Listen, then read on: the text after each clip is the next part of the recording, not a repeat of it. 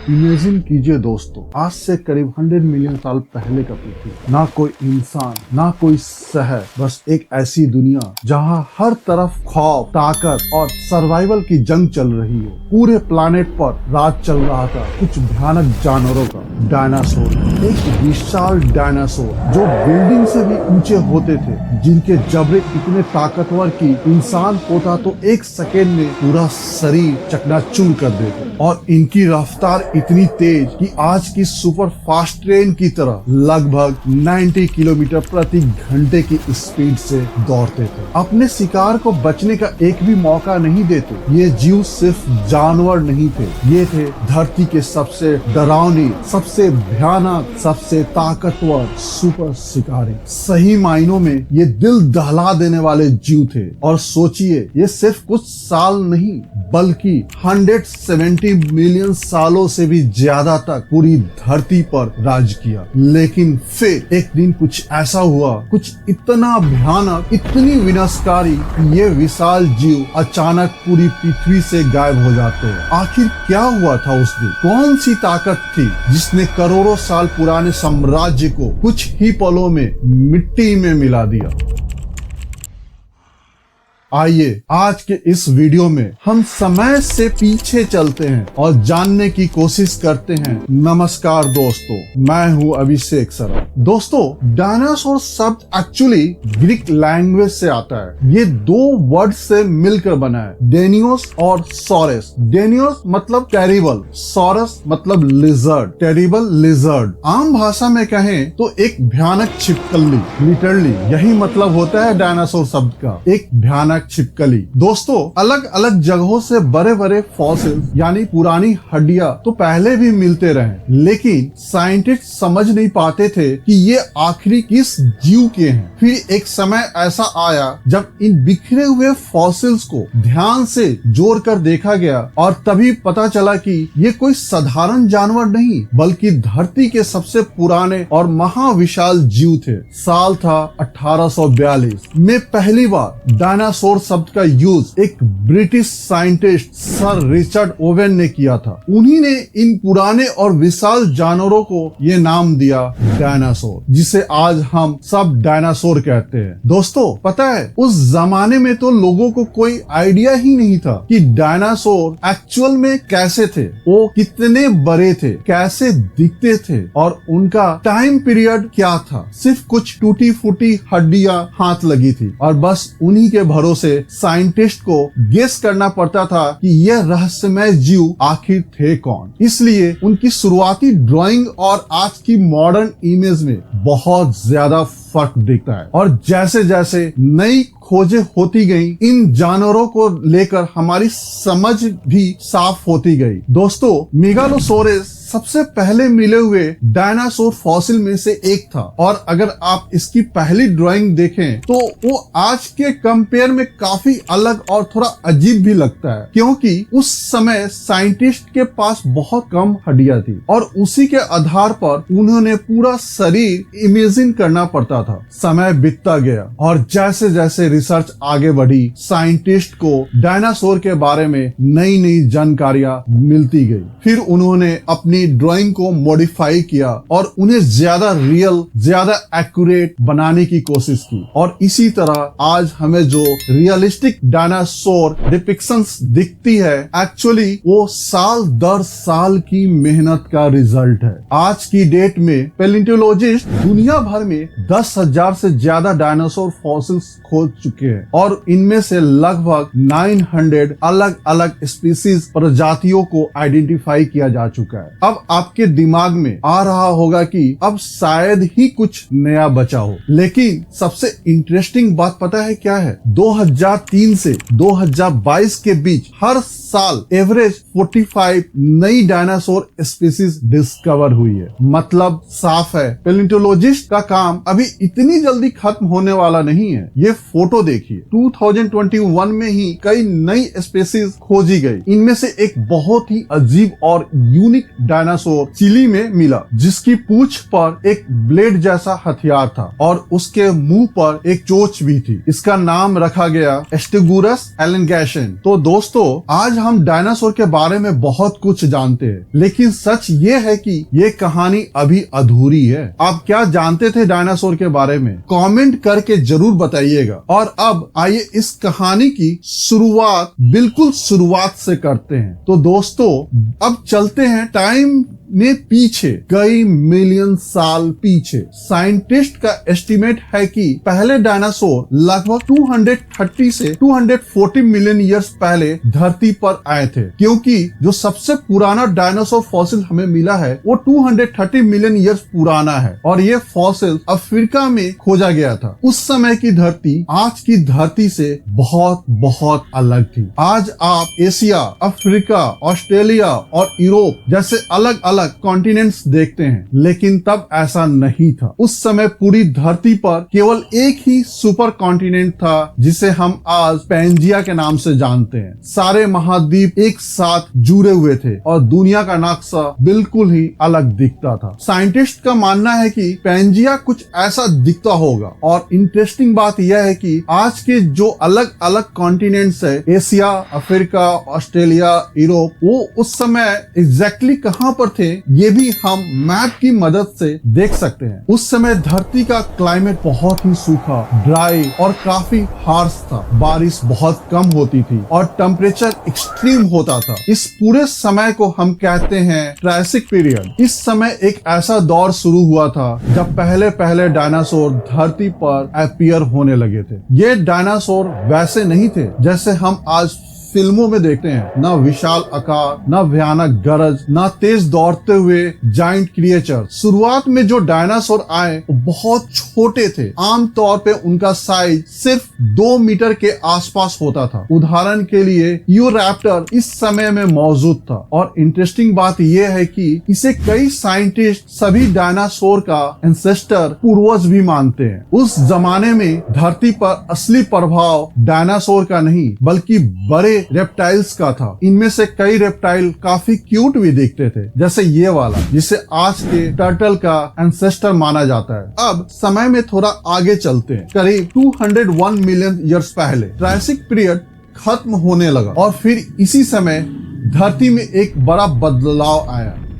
Pangaea टूटने लगा। पर ध्यान देना, जब हम कहते हैं कि धरती बदल रही थी, इसका मतलब यह नहीं कि यह रातों रात हो गया। यह प्रोसेस लाखों सालों तक चला। हमारे लिए यह समय बहुत लंबा लग सकता है, लेकिन धरती की मिलियंस ऑफ ईयर्स की टाइमलाइन में यह बस एक छोटा सा दौर था। तो धीरे धीरे, बहुत धीरे धीरे जमीन खिसकने लगी। अब आपके मन में एक सवाल जरूर उठ रहा होगा, आखिर ये सब कैसे हुआ? दोस्तों, धीरे धीरे इस सुपर कॉन्टिनेंट पैंजिया में बड़े बड़े क्रैक्स आने लगे। इन क्रैक्स में मैसिव वोल्केनिक एक्सप्लोजन हुए, इतने बड़े कि लगातार ज्वालामुखी फटते रहे। इन ब्लास्ट की वजह से वातावरण में बहुत बड़ी मात्रा में कार्बन डाइऑक्साइड और सल्फर डाइऑक्साइड रिलीज हुई। कार्बन डाइऑक्साइड बढ़ने से धरती पर इंटेंस ग्लोबल वार्मिंग शुरू हो गई और जब सल्फर डाइऑक्साइड और एरोसोल्स हवा में फैल गए तो उन्होंने सनलाइट को ब्लॉक कर दिया, जिससे अचानक कूलिंग भी शुरू हुई। इसके साथ साथ जब ये गैसेज ओशियन में घुली तो समुद्र का पानी धीरे धीरे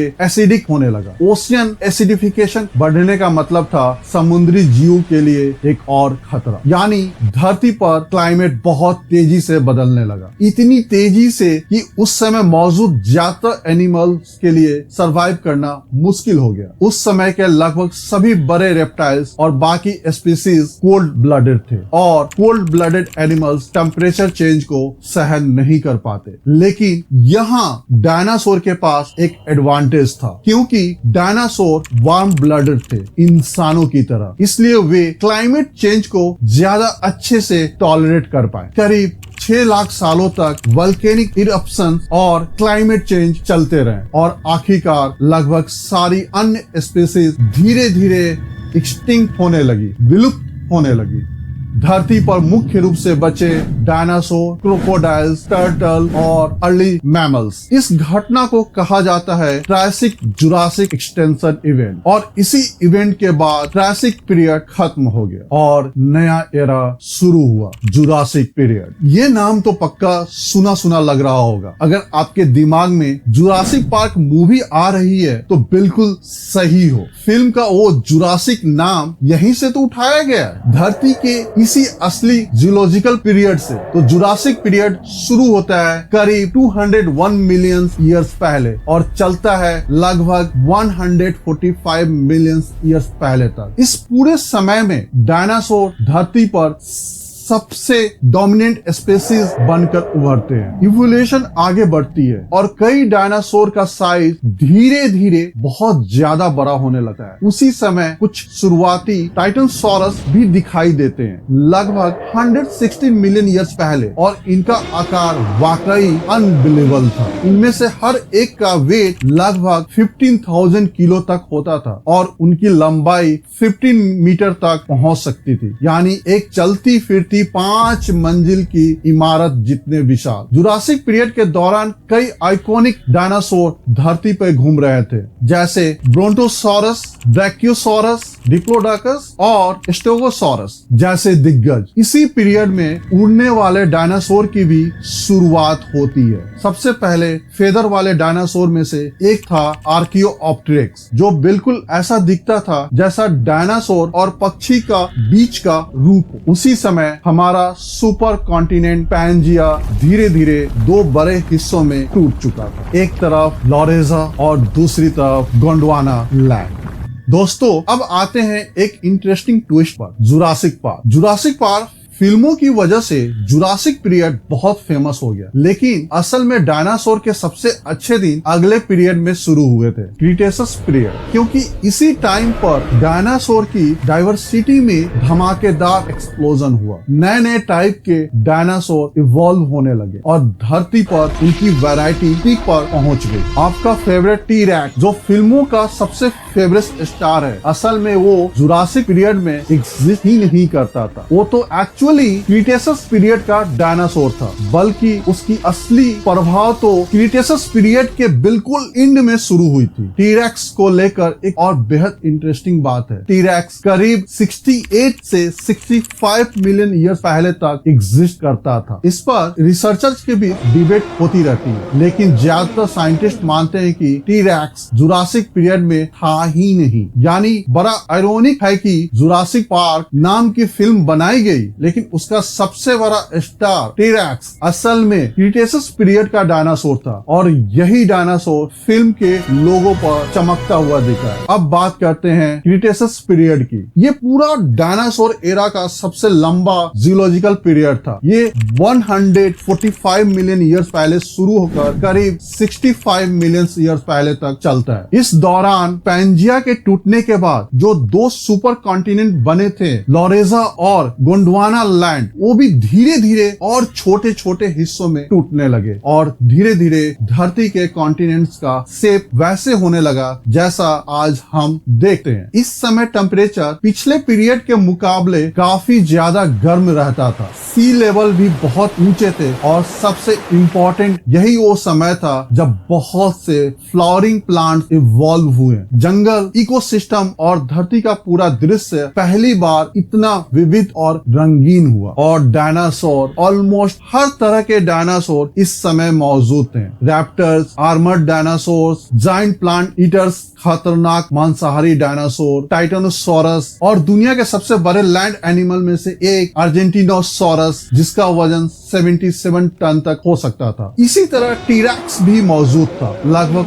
40 फीट लंबा और अपने समय का सबसे शक्तिशाली। दोस्तों, एक मजेदार फैक्ट, क्या आप जानते हैं घास का एवोल्यूशन सिर्फ 70 मिलियन ईयर्स पहले शुरू हुई थी, यानी अभी तक पूरी कहानी में धरती पर घास जैसी चीज मौजूद ही नहीं थी, सिर्फ अलग अलग प्रकार के प्लांट्स थे। दोस्तों, एक और दिमाग घुमा देने वाली बात, टी-रेक्स और ट्राइसेराटोपस दोनों 68 मिलियन ईयर्स पहले इवॉल्व हुए। अब इसका मतलब समझिए, हम मनुष्य आज के दिन टी-रेक्स के समय के ज्यादा करीब हैं, बजाय इसके कि टी-रेक्स जुरासिक पीरियड के करीब है, क्योंकि जुरासिक पीरियड और टीरेक्स के बीच का फर्क है 18 मिलियन ईयर, जबकि हमारे और टीरेक्स के बीच है 68 मिलियन ईयर। मतलब हम टीरेक्स से जुरासिक पीरियड के मुकाबले ज्यादा पास के युग में आते हैं। दोस्तों, इस समय पर कुछ और भी इंटरेस्टिंग डायनासोर धरती पर मौजूद थे, जैसे ऑर्निथोमाइमिड्स, जो देखने में बिल्कुल ऑस्ट्रिचेस जैसे लगते थे। ये डायनासोर धरती पर सबसे तेज दौड़ने वालों में से थे और इनकी स्पीड 80 किलोमीटर पर आवर तक पहुंच सकती थी। और अगर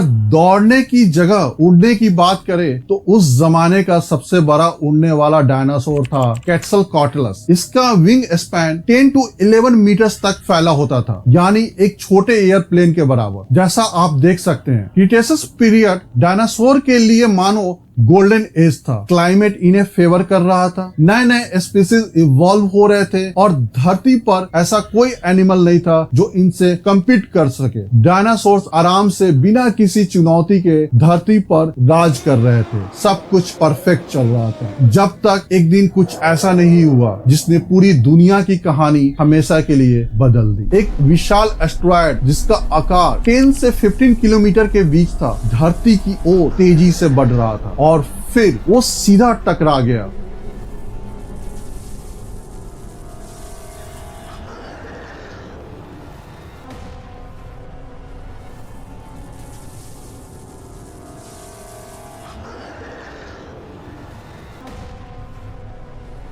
ये घटना हुई 66 मिलियन ईयर पहले और बस इसी एक टक्कर ने क्रीटेशियस पीरियड का दी एंड कर दिया। एस्टेरॉयड की स्पीड थी 30 किलोमीटर पर सेकेंड, यानी एक जेट एयरलाइन से लगभग 115 गुना तेज। यह एस्टेरॉयड धरती से आकर आज के मैक्सिको के युकाटन पेनिसुला में टकराया। यही वह जगह है जहां लाखों साल बाद मायन सिविलाइजेशन उभरी और चिचेन इट्जा जैसे अद्भुत वंडर्स बनाए गए। जब यह एस्टेरॉयड युकाटान में टकराया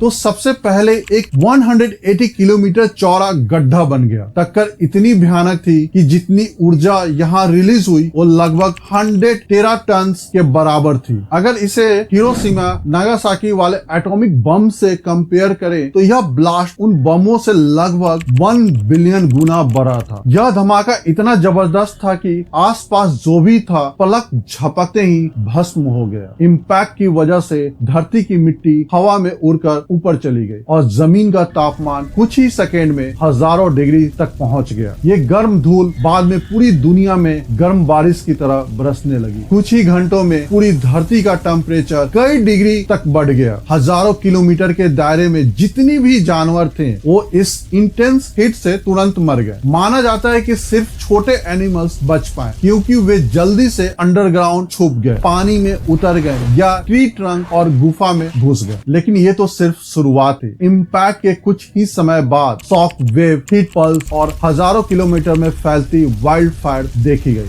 समुद्रों में विशाल सुनामी उठे। अनुमान है कि कुछ वेव 2 किलोमीटर ऊंची होगी। सोचिए 2 किलोमीटर ऊंची सुनामी, साथ ही वोल्केनो दोबारा फटने लगे, एसिड रेन बरसने लगी और धरती लगातार हिलने लगी। ये सारे शॉर्ट टर्म इफेक्ट ऑलरेडी बहुत विनाशकारी थे, लेकिन असली खतरा अभी आना बाकी था। असली मौत का कारण एस्टेरॉयड के इम्पैक्ट से जो धूल हवा में गई उसने पूरी धरती पर सनलाइट को लगभग 1 साल तक ब्लॉक कर दिया। पूरी पृथ्वी पर न्यूक्लियर विंटर जैसा माहौल बन गया। तापमान अचानक नीचे गिरा, कई जगहों पर फ्रीजिंग कंडीशन बन गए। प्लांट सनलाइट के बिना फोटोसिंथेसिस नहीं कर पाए और वे मरने लगे। प्लांट्स के मरने से जाइंट प्लांट ईटर शाकाहारी डायनासोर के पास खाना नहीं बचा और फिर शाकाहारी डायनासोर के मरने से मीट ईटर्स, खतरनाक मांसाहारी डायनासोर भी भूखे मरने लगे। एक चेन रिएक्शन में धरती का लगभग 75% स्पीसीज खत्म हो गया। एक भी ऐसा 4 लेग एनिमल्स जिसका वजन 25 किलो से ऊपर था सरवाइव नहीं कर पाया। सिर्फ छोटे जानवर बचे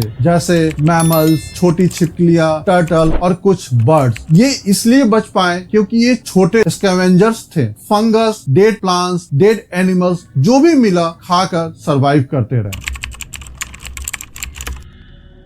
लेकिन नई मुसीबत तब शुरू हुई जब कई सालों बाद एटमॉस्फेयर से वो सारा डस्ट सेटल होने लगा, सनलाइट वापस आने लगी। लेकिन अब समस्या यह थी कि एस्टेरॉयड और वोल्केनो की वजह से एटमॉस्फेयर पूरी तरह कार्बन डाइऑक्साइड से भर चुका था। इसकी वजह से धरती पर एक लंबा और इंटेंस ग्लोबल वार्मिंग का दौर शुरू हो गया। यानी पहले एक्सट्रीम फ्रीजिंग, फिर एक्सट्रीम हीटिंग, दोनों ने मिलकर धरती के करोड़ों साल पुराने इकोसिस्टम को हमेशा के लिए बदल दिया और एक नई शुरुआत। इस डिजास्टर का नतीजा यह हुआ कि सारे टेरेस्ट्रियल डायनासोर खत्म हो गए। सिर्फ एक ही डायनासोर ग्रुप बचा, फ्लाइंग डायनासोर, जो धीरे धीरे इवॉल्व होकर मॉडर्न बर्ड्स बन गए। हाँ, आपने सही सुना। आज आसमान में जो चिड़िया उड़ती हैं, वो असल में उड़ने वाले डायनासोर की ही उनके वंशज हैं। आज ऑलमोस्ट सभी साइंटिफिक स्टडीज ने इसे कंफर्म किया है और बाकी छोटे मैमल्स जो बचे थे, उन्हें इवोल्यूशन का एक बड़ा मौका मिला। यहीं से इवोल्यूशन शुरू हुई, घोड़े की, वेल्स की, बैट्स की, प्राइमेट्स और आखिरकार इंसानों की, हमारी और आपकी।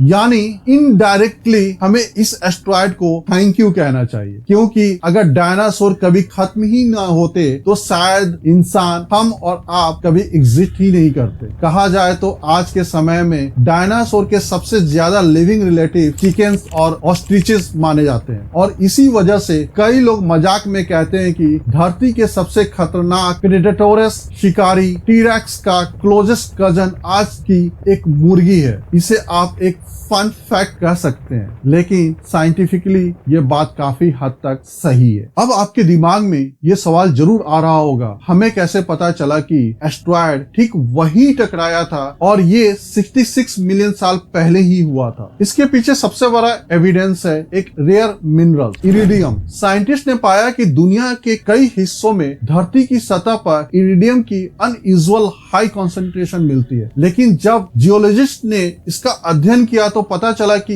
इरिडियम धरती पर बहुत रेयर है, लेकिन एस्टेरॉयड और कॉमेट्स में बहुत कॉमन। जब उस इरिडियम का डेटिंग की गई तो ये मिनरल 66 मिलियन ईयर्स पुराना पाया गया। इससे साफ हो गया कि जब एस्टेरॉयड टकराया था तो ब्लास्ट में मौजूद इरिडियम पूरी दुनिया में फैल गया। अब आप जरूर सोच रहे होंगे, इतना बड़ा इम्पैक्ट हुआ तो कहीं ना कहीं क्रेटर तो दिखना चाहिए। जवाब है हाँ, बिल्कुल दिखता है, लेकिन 66 मिलियन साल बहुत लंबा समय है। कॉन्टिनेंट्स भी अपने जगह बदलते रहते हैं। आज वह क्रेटस मैक्सिको के युकाटन पेनिसुला के नीचे छुपा हुआ है, आधा समुद्र के नीचे, आधा जमीन के नीचे। मल्टीपल डिगिंग एक्सपेडिशंस ने कंफर्म किया है कि यही इम्पैक्ट साइट है। आज भी वहां एक रियल वर्ल्ड पैटर्न दिखता है, सेनोटस, यानी सुंदर गोल शेप वाले सिंक होल। ये सेनोटस एक्चुअली में उसी क्रिएटर की सर्कुलर रिंग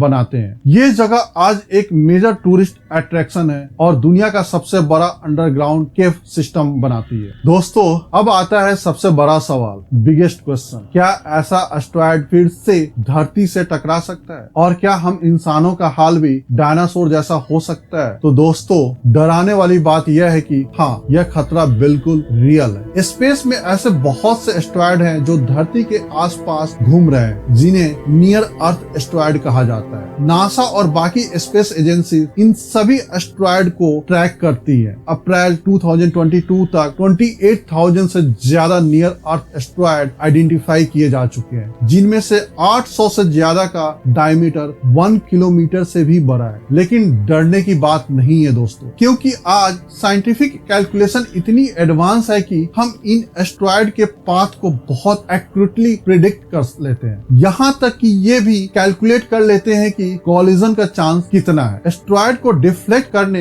यानी उनका रास्ता बदलने की तकनीक परखने के लिए 2021 में नासा ने डार्ट मिशन लॉन्च किया। प्लान था एक स्पेसक्राफ्ट को एस्टेरॉयड से टकराकर उसका पाथ बदलना। सुनने में साइंस फिक्शन मूवी जैसा लगता है, लेकिन सितंबर 2022 में यह सफल हो गया। नासा ने एक ऐसा एस्टेरॉयड चुना जो धरती के रास्ते में नहीं था। स्पेसक्राफ्ट को भेजा, उससे टकराया और उसका रास्ता बदल दिया। मतलब फ्यूचर में अगर कोई डेंजरस एस्टेरॉयड धरती की तरफ बढ़ रहा हुआ दिखे तो हम उसे डिफ्लेक्ट कर सकते हैं। लेकिन आपको जानकर हैरानी होगी कि डायनासोर का खत्म करने वाला एस्टेरॉयड धरती का 5th मास एक्सटेंशन था। लेकिन डराने वाली सच्चाई ये है कि बहुत से साइंटिस्ट मानते हैं कि धरती का 6th मास एक्सटेंशन ऑलरेडी शुरू हो चुका है और इस बार इसका कारण कोई एस्टेरॉयड और ज्वालामुखी नहीं है, बल्कि हम खुद हैं, इंसान। इसे विज्ञान की भाषा में होलोसीन एक्सटेंशन इवेंट कहा जाता है। पिछले सिर्फ 100 से 200 सालों में हमने इतने बड़े स्केल पर जंगल काटे हैं, पॉल्यूशन फैलाया है और जानवरों के हैबिटेट उजारे हैं कि आज स्पीशीज एक्सटेंशन रेट नॉर्मल से 100 से 1000 गुना ज्यादा हो चुका है। हजारों मैमल्स, बर्ड्स, रेप्टाइल्स और एम्फीबियंस या तो एंडेंजर्ड हो चुके हैं या हमेशा के लिए विलुप्त हो चुके हैं और इसकी वजह सिर्फ और सिर्फ हम है। ऐसा नहीं है कि कोशिश नहीं हुई। 2010 में यूएन ने बायोडायवर्सिटी बचाने के लिए 20 टारगेट सेट किए थे, जिन्हें 2020 तक पूरा करना था। लेकिन दुख की बात यह है कि 2020 आने तक उन 20 में से सिर्फ 6 टारगेट ही थोड़े बहुत पार्शियली पूरे हो पाए, बाकी सब फेल। खैर, पुरानी गलतियों से सीखकर 2020 में एक नया प्लान बनाया गया। अब टारगेट है कि 2030 तक हमें 3 बड़े काम करने हैं। पहला, धरती और ओशियन का 30% हिस्सा प्रोटेक्ट बनाना। दूसरा, पॉल्यूशन को 50% कम करना और तीसरा, स्पीशीज एक्सटिंक्शन रेट को बहुत तेजी से घटाना। अब सवाल यह है कि क्या ये नए टारगेट पूरे होंगे? ये तो वक्त ही बताएगा। लेकिन एक बात साफ है, ये करना अब जरूरी नहीं, हमारी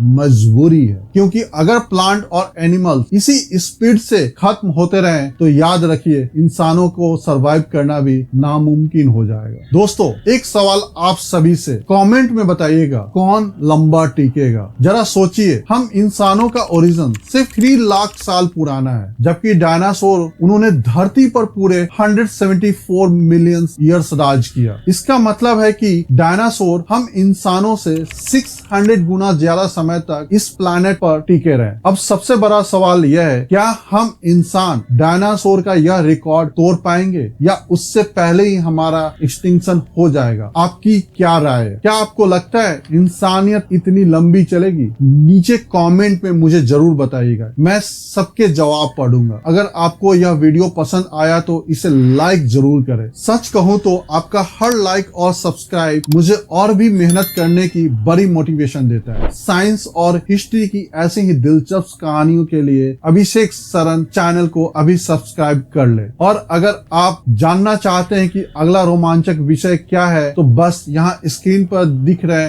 वीडियो पर क्लिक करें। अपना कीमती समय देने के लिए दिल से धन्यवाद। मिलते हैं अगले वीडियो में। नमस्कार दोस्तों, थैंक यू।